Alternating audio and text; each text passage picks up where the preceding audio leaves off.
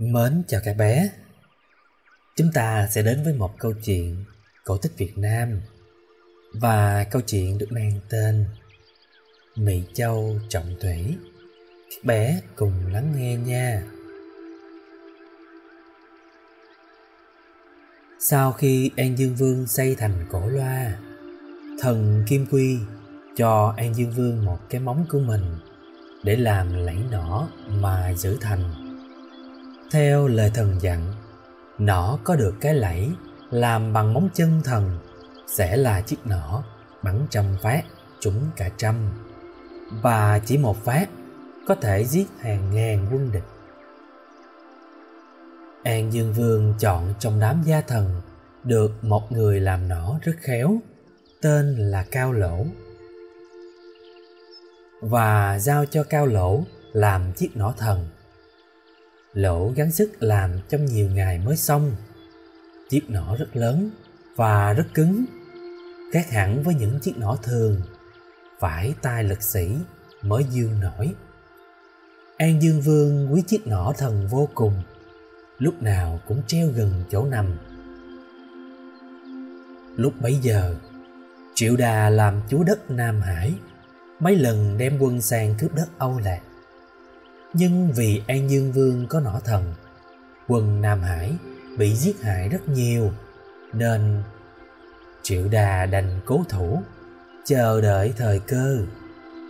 Triệu Đà thấy dùng binh không lợi, bèn xin giảng hòa với An Dương Vương, sai con trai của mình là Trọng Thủy sang cầu thân, nhưng chủ ý là tìm cách phá chiếc nỏ thần.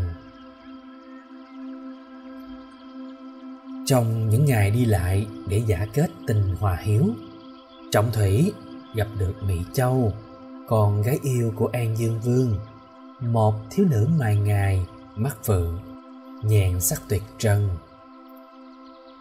Trọng Thủy đem lòng yêu dấu Mỹ Châu. Mỹ Châu cũng dần dần cũng siêu lòng. Hai người trở nên thân thiết, không còn chỗ nào trong Loa Thành mà Mỹ Châu không dẫn người yêu đến xem. An Dương Vương không nghi kỵ gì cả. Thấy đôi trẻ thương yêu nhau, vua liền gả Mỹ Châu cho Trọng Thủy. Một đêm trăng sao vằn vặt, Mỹ Châu cùng Trọng Thủy ngồi trên phiến đá trắng giữa vườn, cùng nhau nhìn dãy tường thành cao nhất. Trong câu chuyện tỉ tê, Trọng Thủy hỏi vợ rằng: "Nàng ơi, bên Âu Lạc có bí quyết gì mà không ai sánh được?" Mỹ Châu mới đáp: "Có bí quyết gì đâu chàng. Âu Lạc đã có thành cao, hào sâu, lại có nỏ thần bắn một phát chết hàng nghìn quân địch. Như thế còn có kẻ nào đánh nổi được?" Trọng Thủy làm bộ ngạc nhiên, vờ như mới nghe nói đến nỏ thần lần đầu. Chàng ngỏ ý muốn xem chiếc nỏ. Mỹ Châu không ngần ngại, chạy ngay vào chỗ nằm của cha, lấy nỏ thần đem ra cho chồng xem. Nàng lại chỉ cho chàng biết cái lẫy vốn là chiếc móng chân của thần Kim Quy, và giảng cho Trọng Thủy cách bắn. Trọng Thủy chăm chú nghe, chăm chú nhìn cái lẫy, nhìn khuôn khổ cái nỏ hồi lâu, rồi đưa cho vợ cất đi. Hôm sau, Trọng Thủy xin phép An Dương Vương về thăm cha. Hắn thuật lại cho Triệu Đà biết về chiếc nỏ thần. Đà sai một gia nhân chuyên làm nỏ chế một chiếc lẫy nỏ giống hệt của An Dương Vương. Lẫy giả làm xong, Trọng Thủy giấu vào trong áo, lại trở sang Âu Lạc. An Dương Vương vốn chiều con gái, thấy mỗi khi gặp chồng thì vui vẻ sung sướng, liền sai gia nhân bày tiệc rượu để ba cha con cùng vui. Trọng Thủy uống cầm chừng, còn An Dương Vương và Mỹ Châu xài túy lúy. Thừa lúc bố vợ say, Trọng Thủy lẻn ngay vào phòng tháo lấy cái lẫy bằng móng chân thần Kim Quy và thay cái lẫy giả bằng móng rùa thường vào. Hôm sau, thấy chồng có vẻ bồn chồn, Hết đứng lại ngồi không yên. Mỹ Châu hỏi chồng rằng: chàng như có gì đó lo lắng phải không?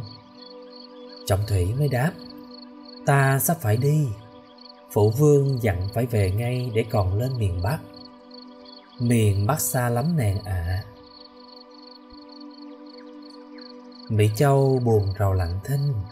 Trọng Thủy nói tiếp: bây giờ đôi ta sắp phải xa nhau, không biết đến bao giờ gặp lại. Nếu chẳng may xảy ra binh đao, tôi biết đâu mà tìm. Mỹ Châu nói: thiếp có cái áo lông ngỗng, hễ thiếp chạy về hướng nào thì thiếp sẽ rắc lông ngỗng dọc đường. Chàng cứ chạy theo dấu lông ngỗng mà tìm. Nói xong, Mỹ Châu nức nở khóc. Về đất Nam Hải, Trọng Thủy đưa cái móng rùa vàng cho cha.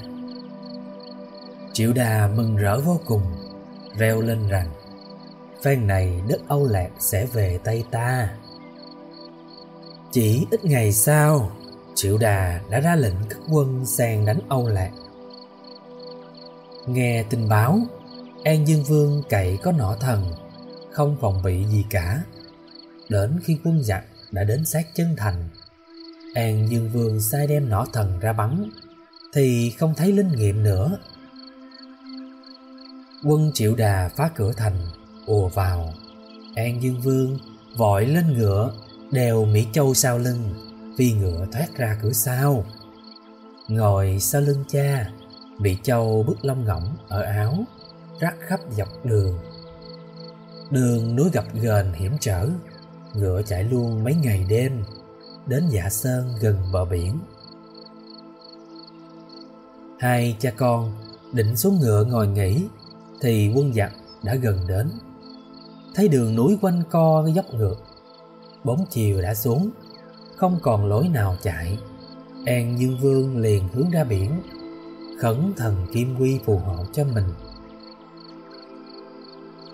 Vua vừa khấn xong thì một cơn gió lốc cát bụi bốc lên mù mịt, làm rung chuyển cả núi rừng. Thần Kim Quy xuất hiện, bảo An Dương Vương rằng: giặc ở sau lưng nhà vua đấy. An Dương Vương tỉnh ngộ, liền rút gươm chém Mỹ Châu, rồi nhảy xuống biển tự vẫn.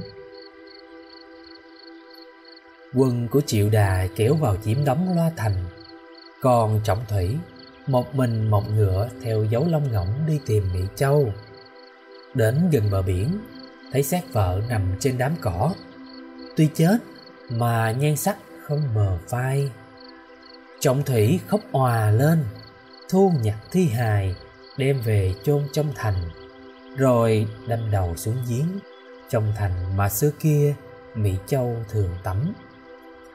Ngày nay ở thành Cổ Loa, trước đền thờ An Dương Vương, còn có cái giếng gọi là giếng Trọng Thủy. Tục truyền khi Mỹ Châu bị cha giết chết rồi, máu nàng chảy xuống biển, trai ăn được nên mới có Ngọc Châu. Lấy được ngọc trai ấy đem về, rửa bằng nước giếng trong thành Cổ Loa, thì ngọc trai sáng vô cùng. Và câu chuyện về Trọng Thủy Mỹ Châu đến đây là hết rồi. Chúc các bé ngoan ngoãn và ngủ ngon nha. Nhớ hãy vâng lời ba mẹ. Chào tạm biệt.